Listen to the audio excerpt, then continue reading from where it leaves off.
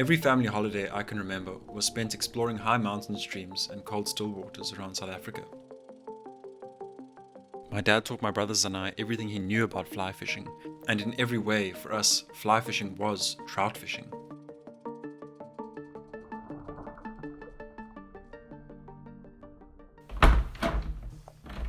However, now that I work at the Mission Fly Fishing magazine, I've realized there's a lot more to this game than I first thought.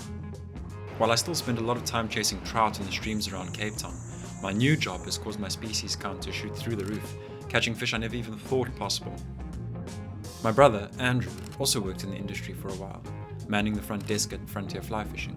Nowadays he lives in Dubai, where he flies planes for a living, and where he's been catching these queenfish. Back in Cape Town I've been targeting a similar species, leervis or garrick. If you think about it, we were essentially catching the same fish. If mine were bluer, had spots, and were in Dubai. But it wasn't quite the same thing. These queens looked rad, and I wanted one.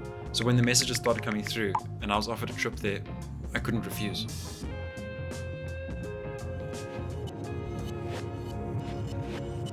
In my mind, I was building mixed expectations about what Dubai would be like. But most of all, I was looking forward to reuniting with Andrew. As I got there, he introduced me to his expat life. The sun here cooks you, the buildings are space age, there's a lot of sand, and a lot of things to spend your money on.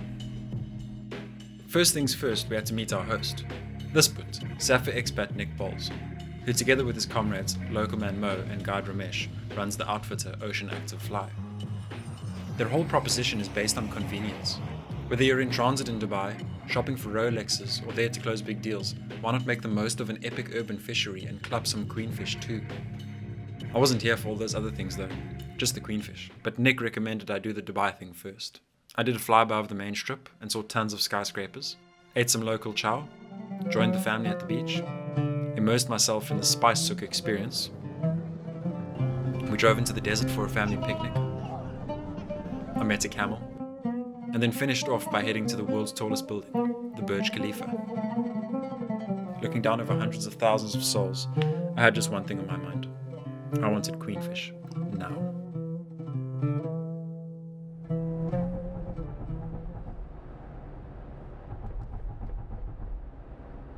Even though it was early in the morning and during winter, it felt as though no amount of sunscreen would help here. Nick started off by giving me a lecture on queenfish theory. Here's the crash course. First, you look for birds. Generally, where there are predators above, there are predators below. Then, you race over there as fast as possible, pump out a cast, strip your line in, the fish will go nuts while you hold them for dear life, and then pose your fish like a hero. It's that easy. Or so I thought.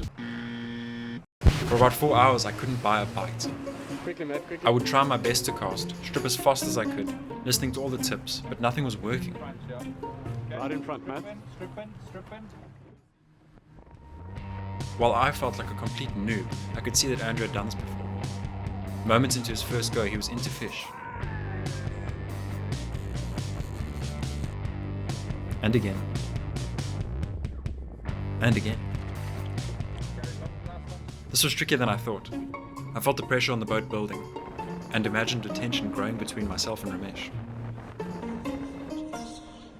What for Andrew flies? I want a queenfish.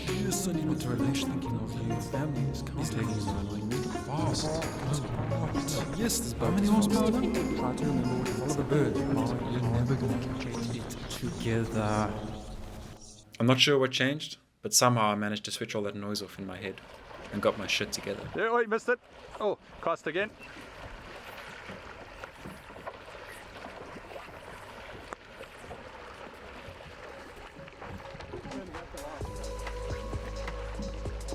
Yo, you got him. You got him. No. You got him. Nice. Woo. My duck broke. Like Andrew, I could finally relax and enjoy myself. For the rest of the day, it was all about rinse and repeat. We'd spot some birds, race towards the action, and tap into the slabs that were thrashing around Dubai's waters. Whoa. There we go. Nice. Double trouble. Oh. like you just caught one, you're getting ready to cast again. Here we go. The pretty bugger.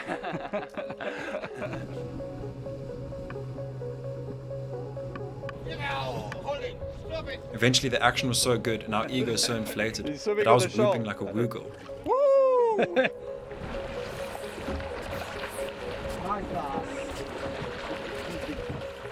And by the end of the day, Ramesh, who maybe wasn't even sure if I could fish at all, was giving me compliments and thumbs ups.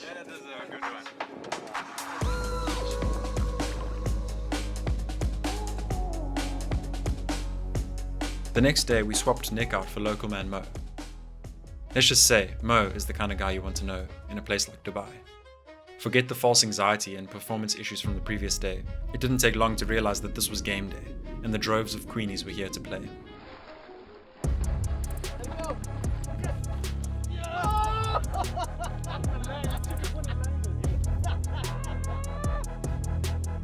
Andrew was being served queenfish on a platter, and when I asked our host to lead by example, he didn't disappoint.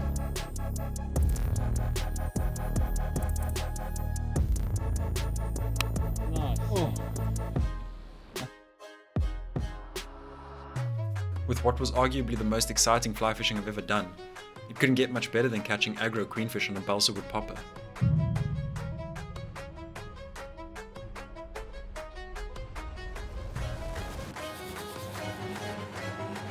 Oh, this is a nice queenie. Oh.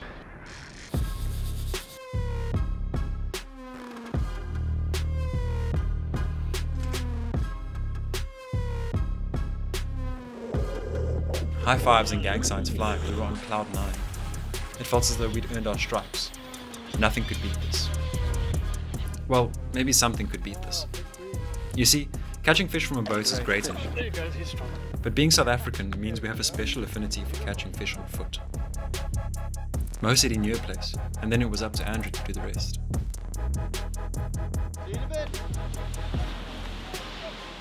Oh, look at the bird, look there. Boiling on the, that's boiling on the tip.